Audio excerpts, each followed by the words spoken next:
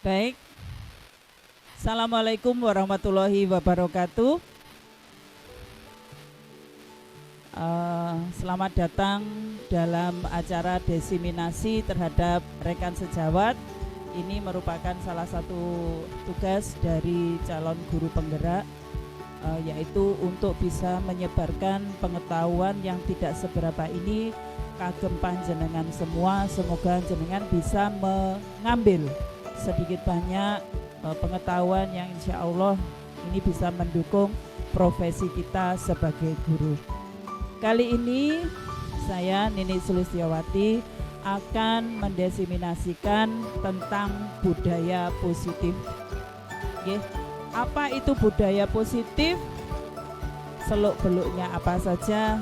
Mari kita lihat dalam slide berikut.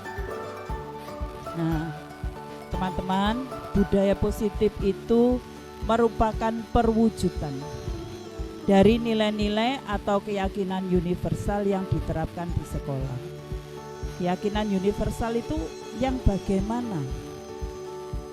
Keyakinan universal itu berarti keyakinan itu bisa menyeluruh, bisa diterima oleh semua orang tanpa membedakan. Oh, ini kalau orang Jawa itu bilang garam itu asin. Mungkin orang Madura bilang garam itu manis. Nah, itu tidak universal. Universal itu bisa diterima oleh siapapun. Budaya positif diawali dengan perubahan paradigma tentang teori kontrol. Nah, teori kontrol itu yang bagaimana? Nanti kita akan lanjut untuk mempelajarinya.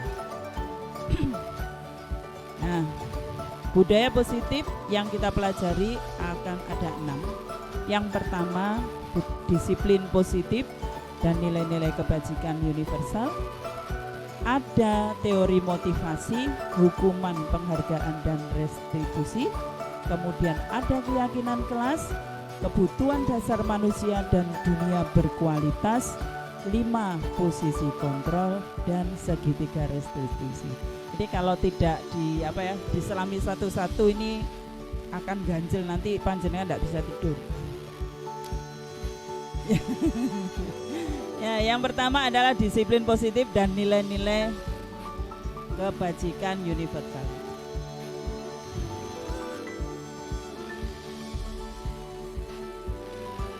Nah, ini adalah teori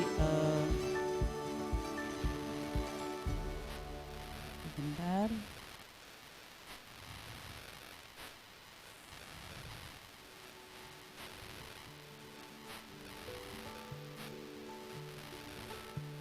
Kalau tadi berbicara tentang disiplin dan nilai-nilai kebajikan universal, ini dalam kaitannya dengan budaya positif dan lain-lain tadi, ini tadi sudah.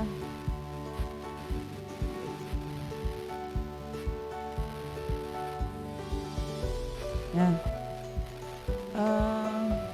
kita sebagai guru itu kalau mengenal tentang teori kontrol atau choice teori itu, ini ada beberapa yang harus diluruskan, miskonsepsi.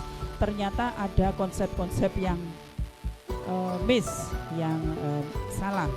Di antaranya adalah katanya, ilusinya katanya guru dapat mengontrol murid. Menurut Pak Har ini benar apa enggak? Tidak boleh bertanya tadi Pak.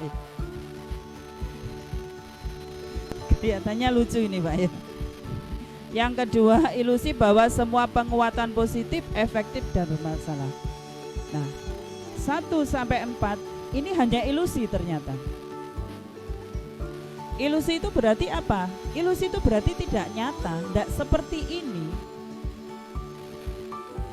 Contohnya kalau panjenengan punya sesuatu, uang misalkan, uang 1 juta.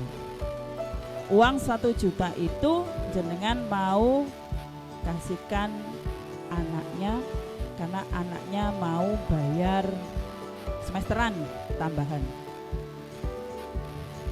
Coba tangannya itu digenggam, coba Pak Doni. Kalau di sini ada uang 1 juta. Kalau saya minta,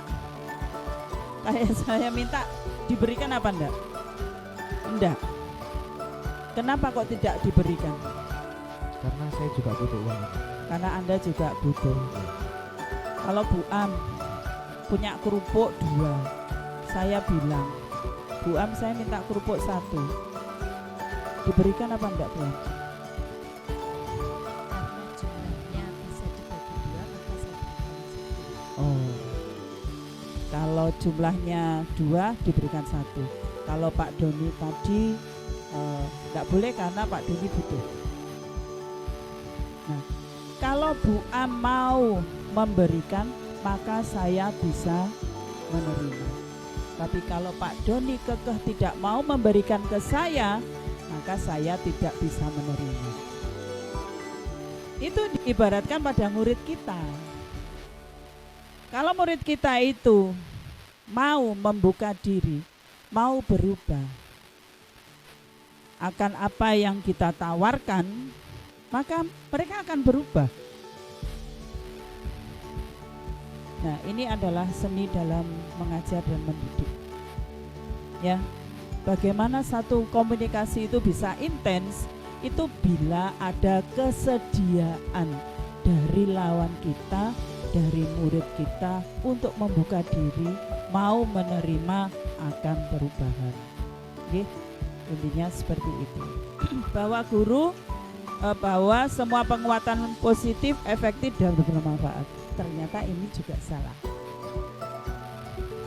Ya, apa yang kita pandang sebagai hal yang bermanfaat itu bisa dilihat dari sisi lain oleh siswa.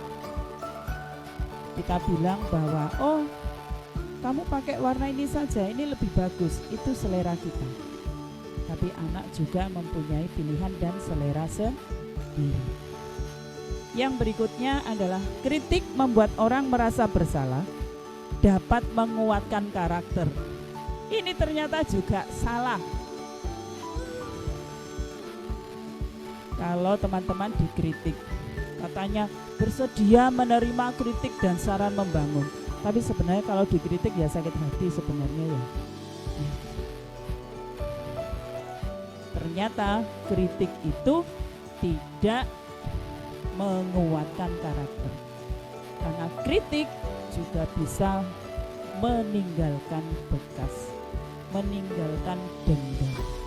Dan kita tidak tahu dendam itu akan termanifestasi kapan lagi. Begitu. Berikutnya, bahwa orang dewasa memiliki hak untuk memaksa. Kalau menurut Bu Ani, berhakkah orang dewasa memaksa anak?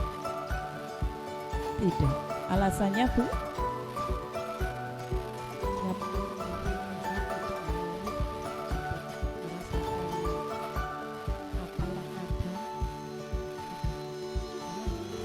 Seorang anak adalah manusia yang seperti kita, berbentuk Oh, anak adalah individu seperti kita, bentuknya mini, berhak untuk memilih dan merdeka untuk merasakan sesuatu apa adanya. Mungkin Pak Tugijo bisa menanggapi pernyataannya Bu Ani, apakah orang dewasa itu berhak untuk memaksa? Ini untuk kebaikan juga loh. Anak dipaksa ngaji, gimana Pak? Tidak bisa memaksa anak. Tidak bisa memaksa anak. Karena Kenapa Pak? Anak punya pilihan. Anak punya Dia pilihan. membedakan antara yang baik dan buruk. Anak sudah bisa membedakan yang baik dan yang buruk. Terima kasih Pak Tugijo, luar biasa. Tanggapan teman-teman ini luar biasa. Ya, memang pada dasarnya orang dewasa tidak memaksa, meskipun kita merasa aku yang memelihara kamu, aku yang mendidik kamu, tapi kita tidak boleh memaksa. Seperti tadi saya bilang sama Pak Doni, mana uangnya, saya minta. Tak paksa, saya paksa, maka tetap tidak diberikan. Tapi kalau Pak Doni misalkan, saya pegang cuma 2 detik Pak Doni, habis gitu saya kasihkan lagi, ada kemungkinan diberikan meskipun dikembalikan untuk semua hal. Ye.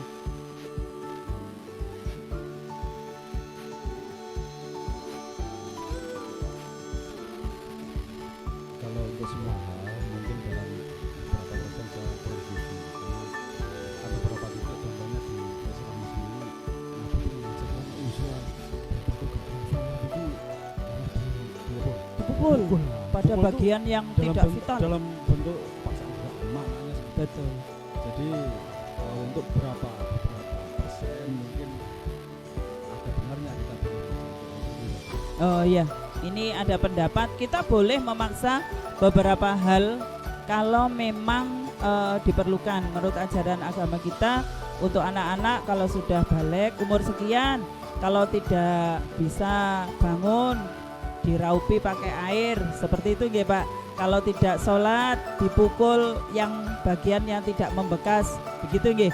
Ya, ini mungkin ada yang bisa menanggapi. Bu Fitri Nur mungkin? Idem?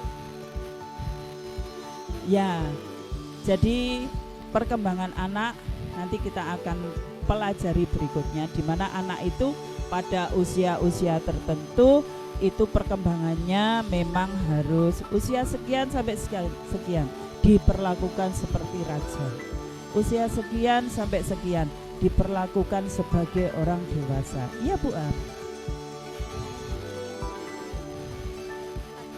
Ya? Terkadang kita sebagai orang dewasa itu suka mengatakan orang tua itu punya 1000 cara untuk katakanlah orang tua menginginkan si anak harus jadi merah umpama atau jadi hijau gitu umpama.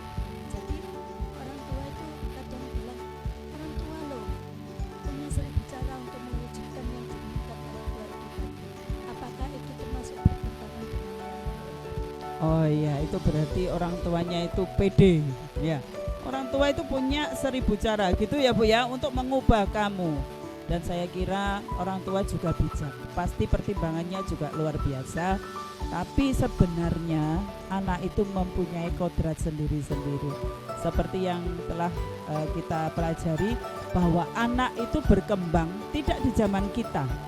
Jadi kita itu tidak bisa ngomong, oh dulu ibu itu begini, tidak bisa. Karena anak berkembang sesuai dengan kodrat alam dan kodrat zamannya.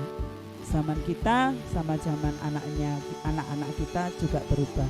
Mungkin bisa diasumsikan begitu, maksudnya jadi mungkin dalam koridor-koridor tertentu pemaksaan tanda kutip ini bisa nanti kita akan pelajari berikutnya. Nggih? Iya, Pak. Anak itu diberikan pengertian saja. Kalau dia punya keinginan, kita arahkan aja biar mereka tahu bagaimana dia ingin menjadi apa, kita arahkan biar mereka bisa sendiri. Betul sekali. Wah, ini harus diberi tepuk tangan ini Pak Tukijo ini. Jadi anak itu tidak perlu dipaksa tapi diarahkan. Iya, luar biasa. Iya. Yang berikutnya. Nah, ini disiplin positif itu apa? Bapak pendidikan kita, Ki Hajar Dewantoro, ya, itu pernah menyatakan, ini sangat membekas di ingatan saya, bahwa di mana ada kemerdekaan, di situ harus ada disiplin yang kuat. Sesungguhnya disiplin itu bersifat self disiplin. Self itu diri kita sendiri, yaitu mewajibkan kita dengan sekeras-kerasnya.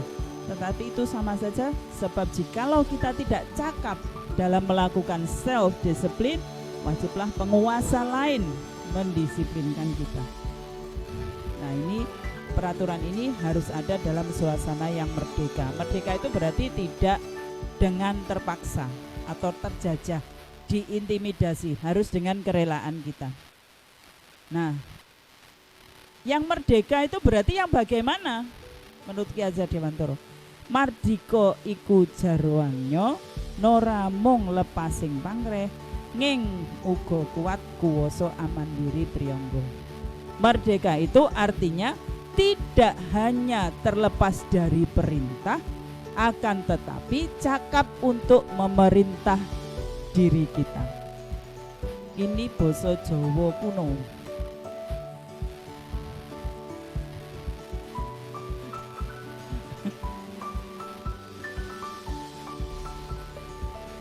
Ya, kelihatannya semi Sansekerta. Seperti pepatahnya, tutu ing ngarsa sung tulodo, ing madya mangun karso, tut uri handayani. Itu kalau zaman sekarang ini itu bahasa apa? Yaitu yang apa ya? Kalau menurut saya itu adalah satu hal yang adiluhung yang ditinggalkan oleh Ki Hajar Dewantara. Seperti mungkin kalau yang itu tadi, semboyan itu tadi mungkin lebih hebat, lebih moncer dibandingkan dengan mardika iku jarwanyo nora mung lepasing pangreh ning uga kuat kawasa aman diri priyangga. Nging nanging. Jadi nging itu dari nanging, uga kuat iku juga kuat, kuwasa itu apa ya? Cakap, aman diri priyangga itu berdikari. Ya, jadi kalau bisa dianalogikan sekarang ya, memang kita itu kalau menurut saya masih terjajah. Indonesia sudah sekian puluh tahun merdeka, tapi aslinya masih menjajah karena kita masih banyak tergantung pada bangsa lain. Ya, sama-sama kita rindukan mempunyai generasi yang benar-benar mandiri, yang bisa memerintah dirinya sendiri, sehingga menjadi bangsa yang swadiri. Berikutnya, seseorang yang memiliki disiplin diri berarti mereka bisa bertanggung jawab terhadap apa yang dilakukannya karena mereka mendasarkan tindakan mereka pada nilai-nilai kebajikan universal. Ya, ini diterapkan pada anak-anak didik kita. Disiplin diri itu bagaimana? Kalau dia itu sudah mempunyai tanggung jawab, tahu akibat yang dilakukan, tahu oh ini bagus aku melakukan, ini jelek aku tidak mendekati, berarti itu sudah memiliki disiplin diri. Ini yang kita akan pelajari lebih dalam nanti. Nah, kita sebagai pendidik tujuannya adalah menciptakan siswa-siswa yang mempunyai disiplin diri sehingga mereka bisa berperilaku dan mengacu pada nilai-nilai kebajikan universal dan memiliki motivasi intrinsik bukan ekstrinsik. Intrinsik itu dari dalam diri. Jadi kalau memerintah anak sholat ya Pak Tukijo ya, anak bagaimana kita sebagai guru sholat enggak pakai suruh, tapi karena dia pengen sholat dari dalam. Mempunyai anak yang belajar tanpa disuruh karena dia merasa perlu, dia merasa butuh untuk belajar.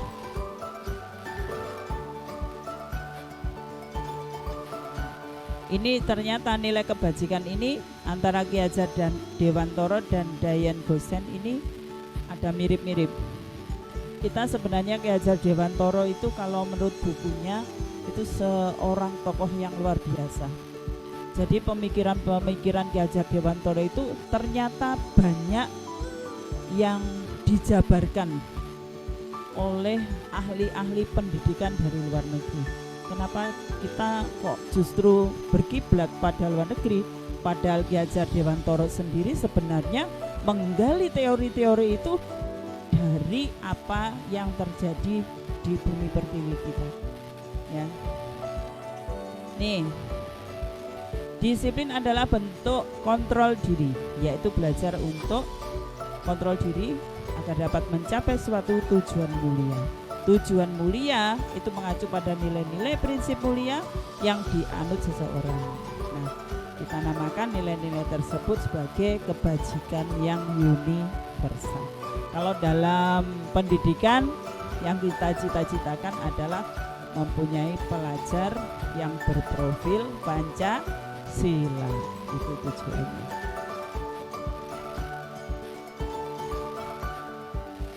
Apa bedanya kebajikan sama kebaikan? Mungkin teman-teman bisa googling sebentar, kebajikan dan kebaikan.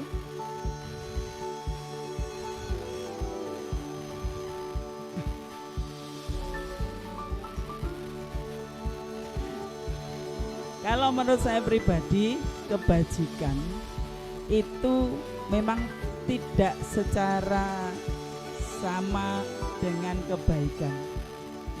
Kalau kebajikan itu cenderung lebih mengkhususkan, karena kebaikan, kebersihannya bagaimana? Baik. Rumahnya bagaimana? Baik. Itu yang lebihan. Jadi baik itu lebih luas, lebih umum, mungkin seperti itu. Ada kebaikan. Oke. Mungkin dari teori yang tadi bisa dipahami bahwa kita ternyata tidak boleh memaksa, ya. Terus ternyata orang dewasa itu bukan segala-galanya, karena anak-anak kita itu sudah mempunyai pola pandang, pola pikir sendiri. Yang berikutnya ada teori motivasi, hukuman, penghargaan, dan restitusi. Nah, ini agak seru nih. Nah, coba teman-teman amati. Jadi Diane Gosen, ini bukan Gosen yang sepeda motor itu Pak, ini Diane Gosen, tokoh pendidikan. Nah, ini menyatakan ada 3 motivasi perilaku manusia. Jadi kita itu selalu punya motif ternyata. Karena kita semua itu mempunyai motif untuk melakukan segala sesuatu, ada motif. Ada 3, dibedakan 3. Yang pertama, untuk menghindari ketidaknyamanan atau hukuman. Seperti kita absensi Agus. Motivasinya Bu Rahma apa? Absensi Agus. Mau terlambat?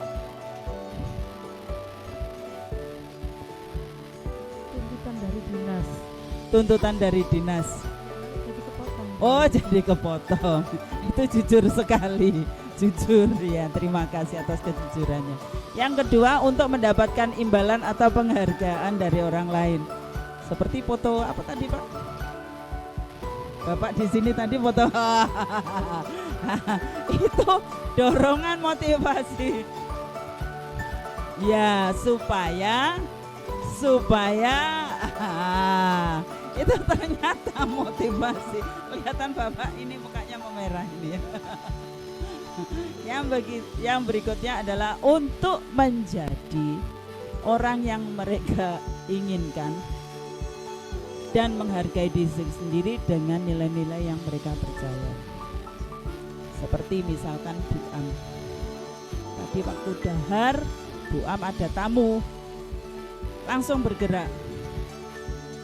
Kira-kira bisa dikaitkan dengan 3. Oh, ada tamu. Tamu selalu menjadi nomor 1. Karena menurut ajaran kita, tamu itu kalau pergi bisa membawa balak, begitu ya. Nah, karena Bu Am percaya tamu itu nomor 1, jadi Bu Am harus bergegas. Begitu Bu Am ya? Betul sekali, luar biasa. Nah, ini mari kita contohkan. Nah, ternyata teman-teman, untuk menghindari ketidaknyamanan atau hukuman itu merupakan tingkat yang terendah dalam motivasi berperilaku. Ini nanti kita bisa lihat ini pada peserta didik kita, pada anak-anak kita di kelas. Contoh, sudah masuk tapi males-malesan. Kenapa? Saya kalau di rumah dimarahi, jadi saya disuruh masuk sama mama saya. Maka dia motivasinya merupakan motivasi yang terendah. Sebenarnya mereka menghindari permasalahan yang mungkin muncul dan berpengaruh pada mereka secara fisik, psikologis, maupun tidak terpenuhinya kebutuhan mereka jika mereka tidak melakukan tindakan tersebut. Ini bersifat eksternal, berarti dari orang lain. Yang berikutnya, yang nomor 2 tadi, ingin mendapatkan imbalan atau penghargaan. Nah, ini lebih bagus dari yang tadi, 1 tingkat lebih tinggi. Nah, orang dengan motivasi ini akan bertanya, apa yang akan saya dapatkan kalau saya melakukannya? Nah, ini bukan hanya secara materi, ini mungkin juga penghargaan, karena beberapa orang ngomong bahwa derajat tertinggi seseorang itu kalau sudah mendapatkan penghargaan, dalam tanda kutip. Karena penghargaan itu ternyata bukan hanya materi. Penghargaan itu bisa mungkin pujian, perlakuan istimewa, dan lain sebagainya. Nah, ini bisa masih merupakan sifatnya, dorongannya eksternal dari orang lain. Jadi orang lain bisa menjadi stimulus agar dia termotivasi dan yang ketiga, orang dengan motivasi ini akan bertanya, akan menjadi orang yang seperti apa apabila saya melakukannya. Nah, mereka akan melakukan karena nilai-nilai yang mereka yakini dan hargai.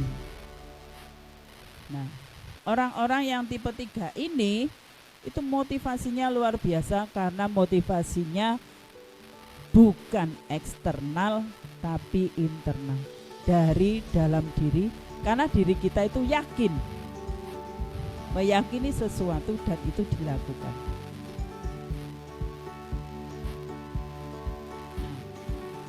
Ini tentang tadi penghargaan, hukuman dan penghargaan. Penghargaan maupun hukuman itu sebenarnya untuk mengontrol perilaku seseorang yang menghancurkan potensi. Loh, kok bisa? Ya, untuk pembelajaran yang sesungguhnya. Menurut Kohn, secara ideal, tindakan belajar itu sendiri adalah penghargaan. Kok bingungi ya, ini maksudnya bagaimana? Kok penghargaan itu kok jadi hukuman, itu bagaimana?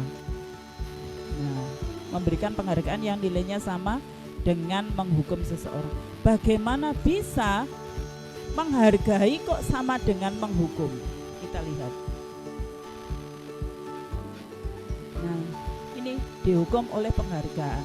Maksudnya bagaimana? Yang satu pengaruh jangka pendek dan jangka panjang.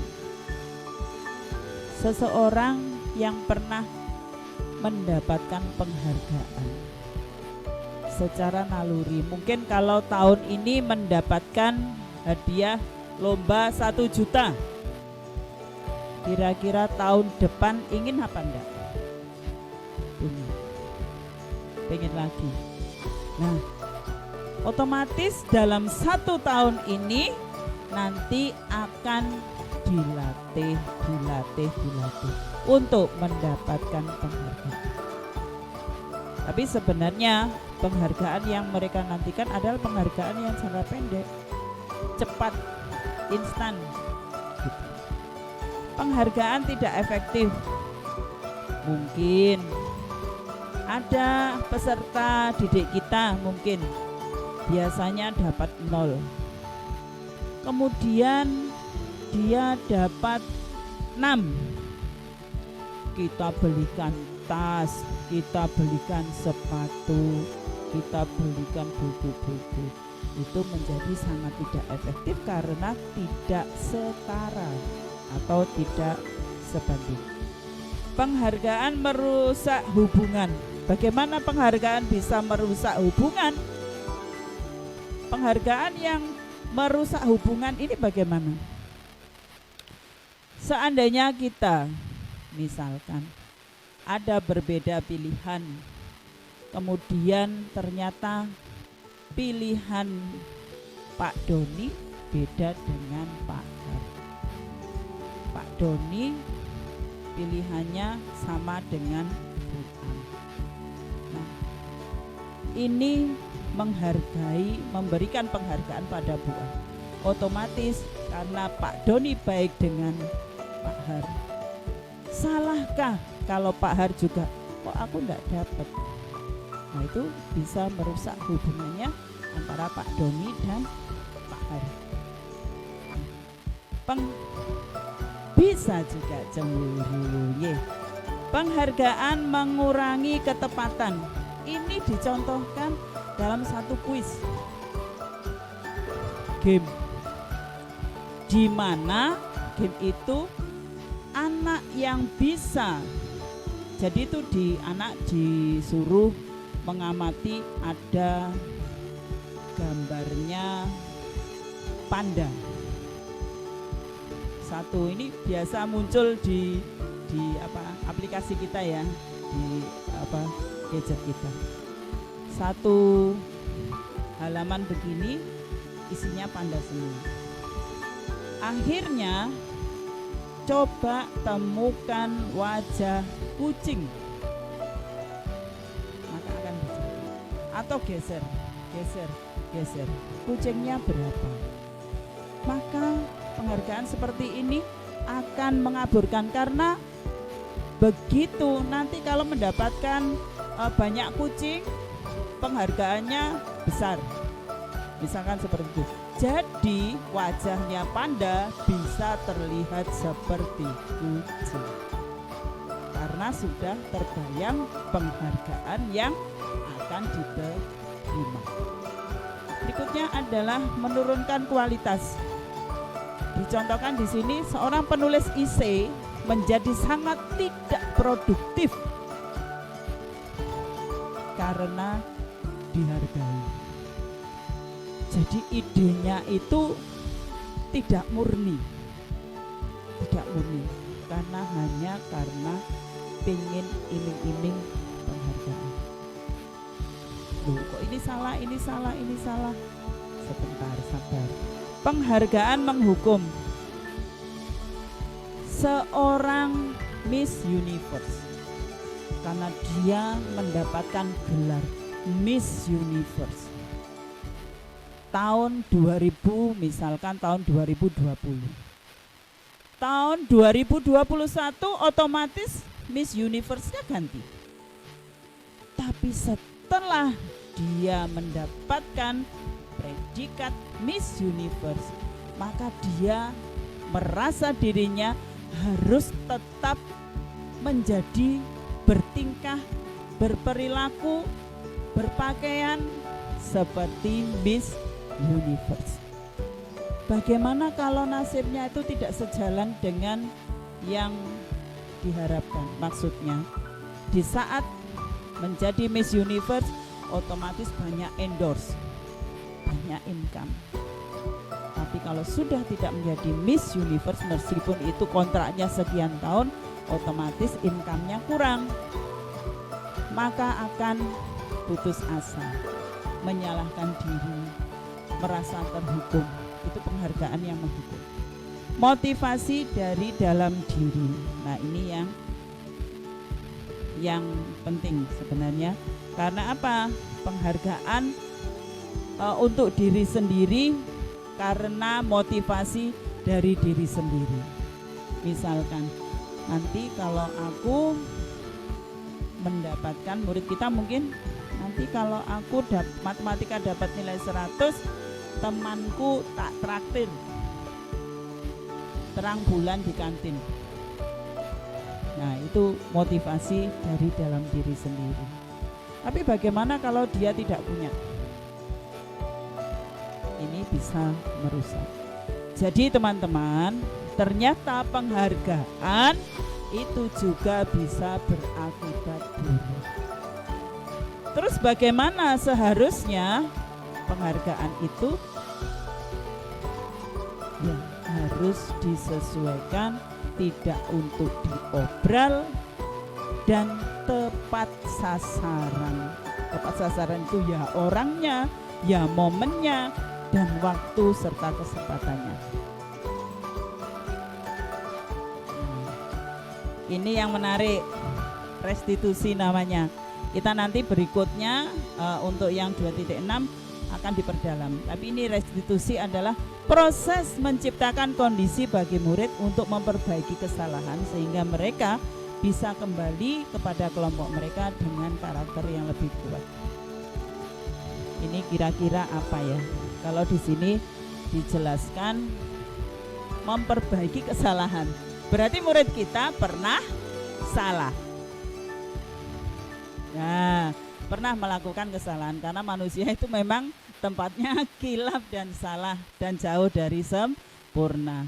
Tapi kita sebagai pendidik itu bagaimana kita sebagai pendidik itu memperbaiki kesalahan itu, bukan menutupi tapi memperbaiki sehingga mereka itu bisa kembali ke kelompoknya, maksudnya dengan karakter yang lebih kuat.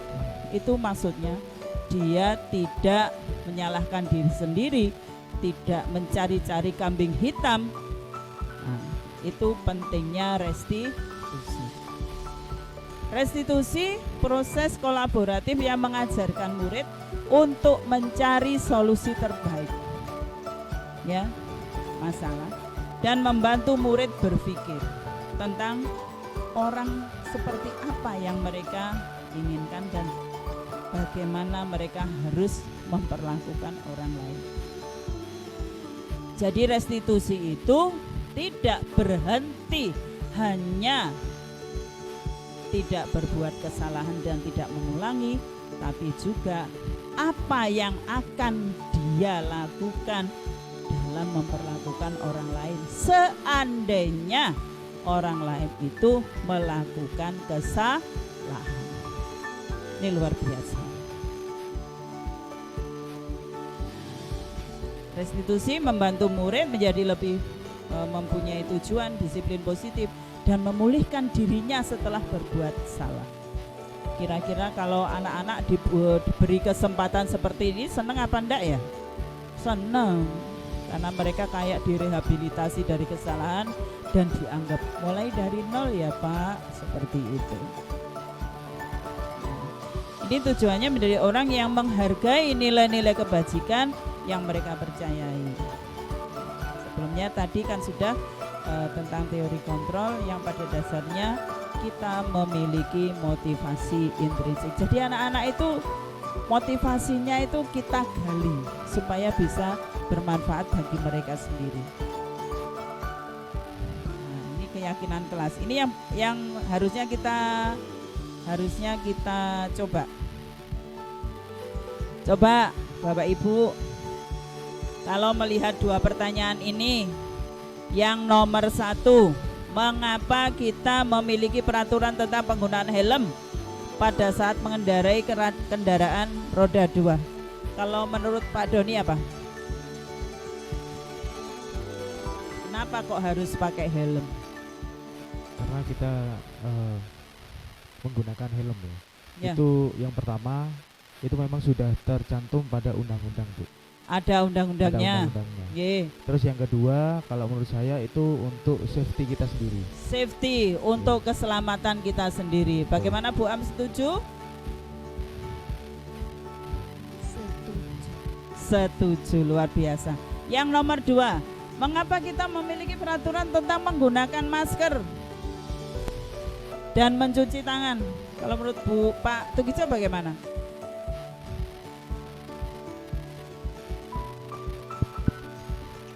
Untuk keselamatan kita sendiri juga orang lain. Untuk menjaga keselamatan Sendiri dan orang lain. di bidang apa itu Pak berarti Pak? Kesehatan. Kesehatan. Menjaga kesehatan diri kita dan orang-orang di sekitar kita. Luar biasa Pak Tugijo. Ya. Nah, ini ya. Tadi Pak Doni ngomong tentang keselamatan, Pak Tukijo ngomong tentang kesehatan. Ini yang disebut keyakinan. Nah, yaitu nilai-nilai kebajikan universal yang disepakati secara tersirat. Kadang-kadang nggak diomongkan. Dan tersurat, ini tertulis, tadi ada undang-undangnya, lepas dari latar belakang suku, negara, bangsa maupun agama. Nah, ini namanya keyakinan. Tepuk tangan buat kita semua, luar biasa. Ya, ya.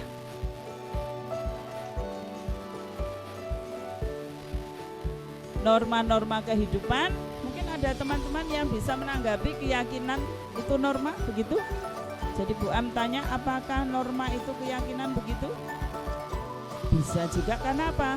Norma adalah aturan yang tidak tertulis yang memang berlaku disepakati dalam suatu masyarakat.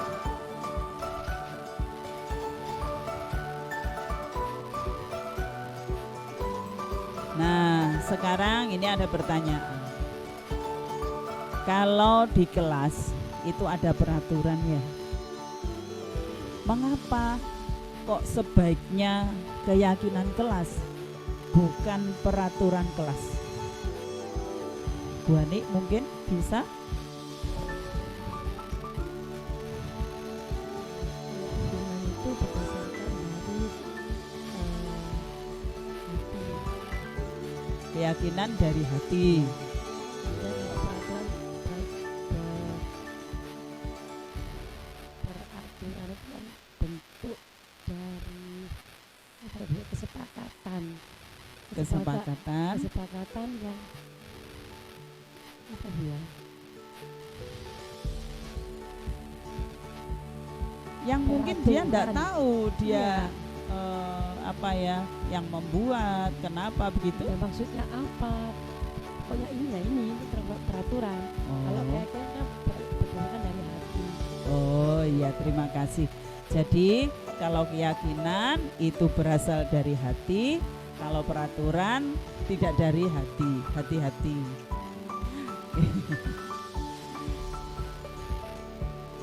Nah, karena keyakinan kelas itu begini. Misalkan kita itu dalam satu keyakinan, satu kelas, ya. Anak-anak, misalkan saya gurunya, anak-anak kita mau membuat, kita membedakan biar belajar kita itu nyaman. Itu kira-kira kita harus bagaimana? Coba kalau Bu Am ada saran kelas itu supaya belajarnya enak, kira-kira apa? Boleh, maka akan dicatat dalam satu sticky note, ditempelkan di. Mungkin Pak Doni punya pendapat lain supaya belajar kita itu enak, kira-kira apa selain sirkulasinya enak jadi ISIS? Kalau menurut saya itu ini pendapat saya sendiri. Loh ya. iya. Setelah saya melihat di murid saya sendiri itu memang luar biasa sekali, Bu. Jadi memang kita harus memahami murid dulu yang pertama gitu. Bagaimana kita mengetahui karakter mereka masing-masing agar kita bisa apa ya, saling sharing. Kadang-kadang kita bisa sebagai guru, kadang kita bisa sebagai kakak, bahkan bisa menjadi teman gitu. Nah, kita bisa apa ya, saling. Berarti Pak Doni yakin kalau sharing itu penting. Oke, berarti kelas kita ini yang satu sirkulasi harus lancar, yang kedua kita harus sharing, berbagi. Nah, itu adalah keyakinan kelas. Dan itu kalau keyakinan kelas itu kira-kira Pak Doni nanti ke depannya, kalau keyakinan kelas itu nanti disepakati satu kelas, Pak Doni mau melanggar apa enggak? Enggak mau. Karena apa? Sudah disepakati dan dibuat sendiri begitu. Nah, ini pembentukan keyakinan kelas. Jadi ini nanti bisa dicoba di masing-masing kelas. Tidak perlu banyak, hanya 3 sampai 7 itu sudah bagus. Ditulis yang menarik, di kertas yang bagus, anak-anak bisa membaca dan saling mengingatkan. Nah,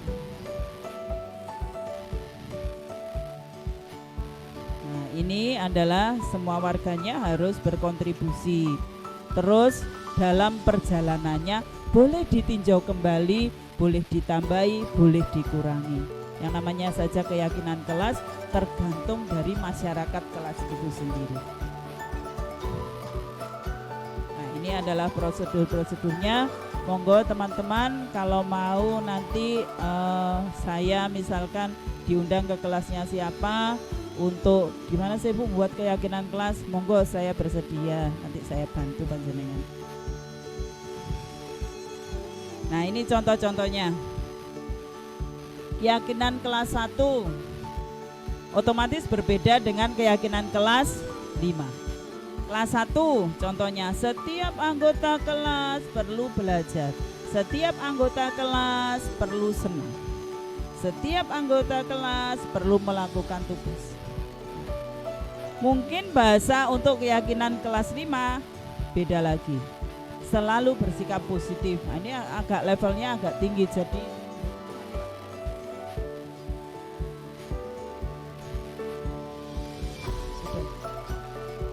ya, percaya dan menghormati orang lain serta barang miliknya. Ini ya, ini contoh-contohnya. Nah, ini hormat. Jadi rasa hormat ikut tampak seperti ngomongnya datang tepat waktu. Aslinya sering hadir terlambat, seperti itu. Nah, ini terdengarnya, yuk saya bantu. Aslinya ini untuk tolong menolong. Kita bisa kok selesaikan ini bersama, itu tolong menolong. Nah, ini adalah tugas-tugasnya, murid tugasnya, bukan tugasnya guru, bukan tugasnya murid. Nah, ini kebutuhan dasar manusia. Nah, ini Doni lagi nih Pak. Ini contoh kasus. Bu Ambar, wali kelas 2A di SD Pelita Hati, sedang bingung menghadapi ulah salah satu muridnya yang kelas namanya Doni. Dia mengeluhkan Doni sering meminta bekal makan siang mereka dengan paksa. Jika Anda mengalami kondisi seperti Bu Ambar, apa yang Anda lakukan? Menurut Anda kira-kira alasan Doni itu apa? Mungkin ada teman-teman, ini Doninya nakal, biasa ngompas temannya, suka minta makan siang, makso-makso. Kira-kira diapakan Doni ini ya?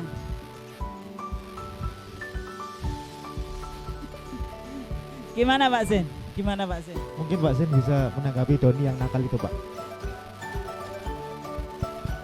Yang pertama kita harus, menurut saya ya, yang pertama kita harus menanyakan dulu pada si anaknya ya, kenapa. Nah, di sini contohnya adalah namanya Doni. Jadi yang pertama kita harus menanyakan alasnya dulu kenapa di situ kok minta makanan pada temannya.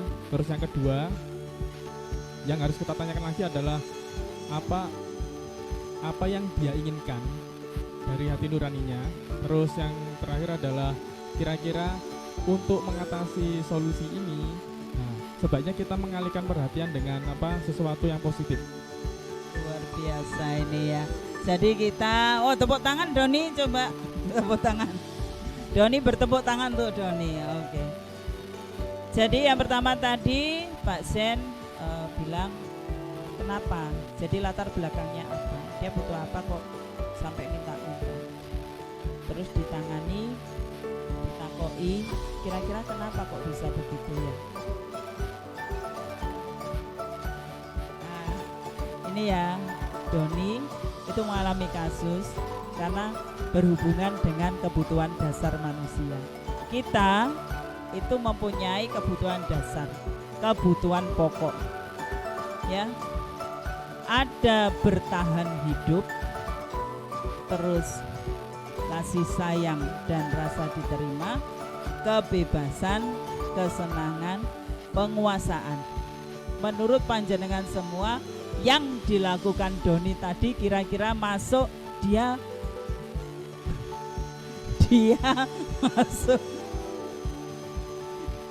masuk yang mana? Kebutuhan hidupnya yang mana yang tidak terpenuhi?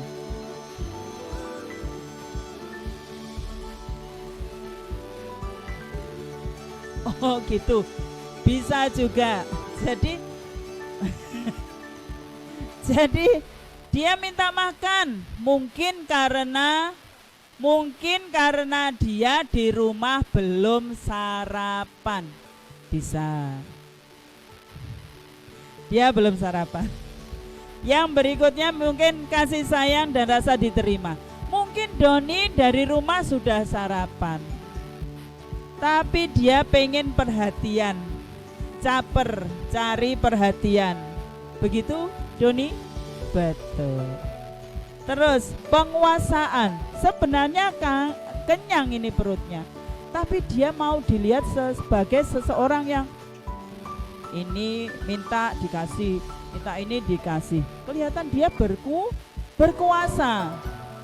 Ya, itu merupakan kebutuhan dasar manusia. Yang berikutnya adalah kebebasan. Dia tidak mau beli, mau minta saja. Tak karepku, bisa juga seperti itu. Yang terakhir kesenangan. Dia itu ya disayang sama ibu sama gurunya. Dia juga sudah sarapan, wis diakoni, tapi DE iseng. Bisa juga.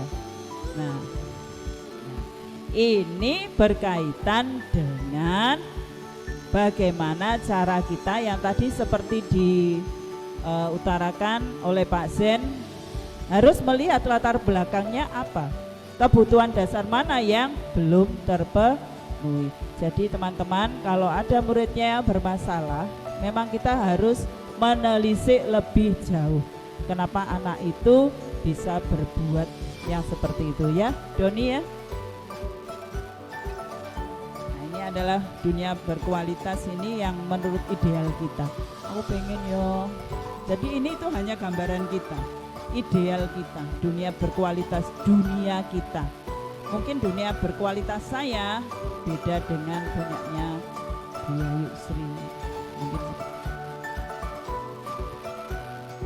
ini adalah 5 posisi kontrol.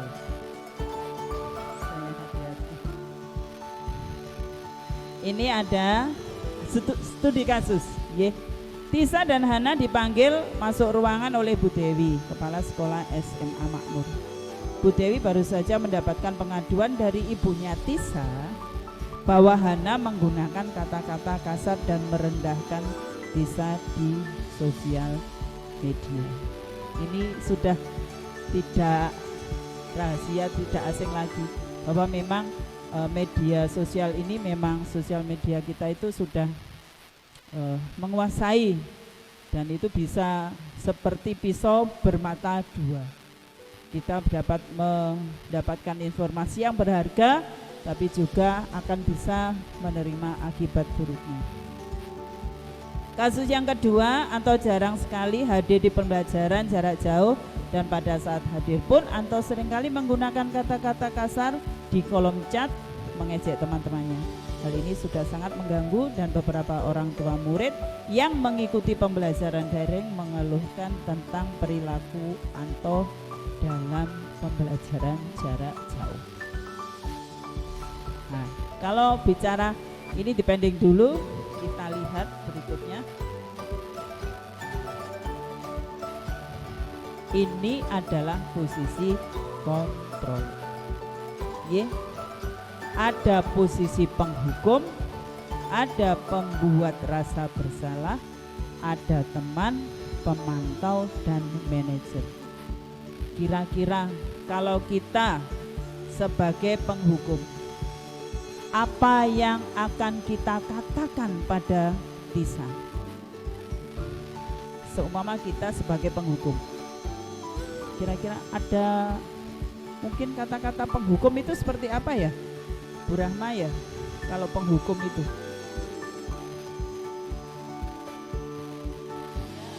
Hananya yang menggunakan kata-kata kasar. Ini kan ke sekolah, jadi gurunya.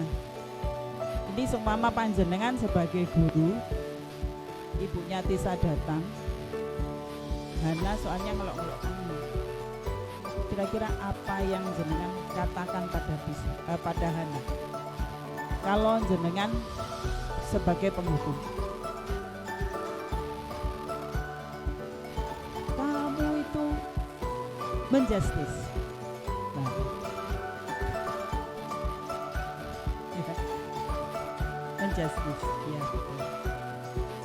Nah ini, jadi penghukum itu bisa juga dengan kata-kata yang seperti ini. Mulutmu kok kotor, kamu kok tidak bisa diatur. Itu adalah kata-kata penghukum. Dan saya menyesal gitu ya, kata-kata itu pernah juga meluncur dari mulut saya, saking kebacutnya. Kalau pembuat rasa bersalah, itu kata-katanya gini, Hana, kamu kok begitu? Apa kamu ndak kasihan sama ibumu? Itu kan perbuatan berdosa. Kalau kamu ngomong yang kotor-kotor, yang berdosa itu bukan hanya kamu tapi juga orang tuamu. Itu kata-kata pembuat rasa bersalah. Ya. Jadi mereka jadi kata-kata itu untuk menimbulkan rasa bersalah. Yang ketiga sebagai teman. Kalau teman ini kita sebagai guru menyejajarkan kedudukan kita. Aku kurang apa sih sama kamu Tisa, kita kan bisa komunikasi. Kamu kalau butuh bisa minta bantuan aku. Nah ini kelemahannya, kalau guru seperti ini, anak akan melekat pada beberapa guru saja. Pemantau, sebagai pemantau itu ada kata-kata seperti ini. Loh, Hana, kamu kan sudah tahu peraturannya. Peraturannya kan kalau menggunakan sosial media kan harusnya bagaimana? Gitu. Sebagai manajer, ya itu menjembatani anak untuk mengkoreksi dirinya sendiri. Kalau menurut Hana, kata-kata itu bagaimana? Boleh apa enggak? Jadi anak digiring untuk bisa menentukan tindakannya itu baik apa enggak. Dan diharapkan dengan kalau kita memakai posisi kontrol yang manajer, diharapkan anak-anak ini bisa mempunyai kontrol diri, motivasi dari dalam. Bisa juga. Nah ini ya, tadi ada motivasi eksternal dan internal. Nah perilaku gagal ini ya, penghukum menghardik, menunjuk-nunjuk. Guru akan ngomong, kalau kamu tidak melakukannya saya akan, nah itu menghukum. Maka muridnya akan memberontak, akan menyalahkan orang lain. Ternyata tipe kontrol penghukum dan membuat orang merasa bersalah itu termasuk identitas yang menimbulkan identitas gagal. Kalau yang membuat merasa bersalah, kamu sudah mengecewakan bapak dan ibu. Nah itu anaknya nanti akan menjadi tidak berterus terang, menutupi kesalahannya. Ya, ini marilah kita mengeterapkan ini, menerapkannya di kelas. Bagaimana anak-anak itu bisa terbuka pada kita. Ini yang sudah saya terapkan di kelas. Nah, identitas berhasil itu sebagai teman, sebagai pemantau, dan sebagai manajer.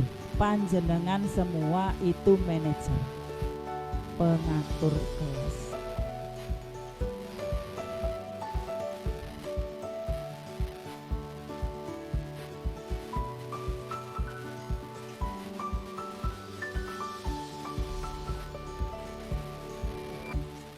Sego jangan.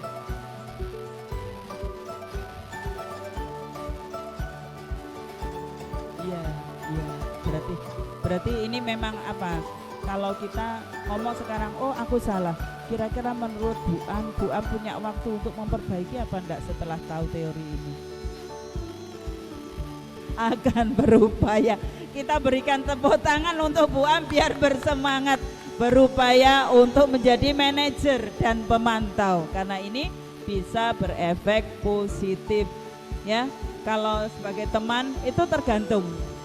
Kalau kita mendekat, mereka akan baik. Kalau kita menjauh, mereka akan jelek. Pemantau itu menyesuaikan jika diawasi.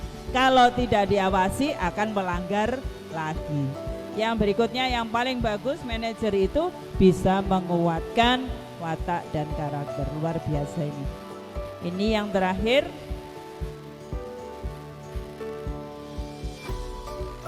Segitiga restitusi. Nah, ada langkah-langkahnya. Ada namanya menstabilkan identitas atau stabilize the identity. Teori kontrolnya. Ini ngomongnya kita semua pernah kok melakukan kesalahan seperti itu. Jadi kalau ada kasus itu tahapannya ternyata ini, dan ini pernah saya coba, saya dokumentasikan ini. Yang kedua, validasi tindakan yang salah, validate the misbehavior.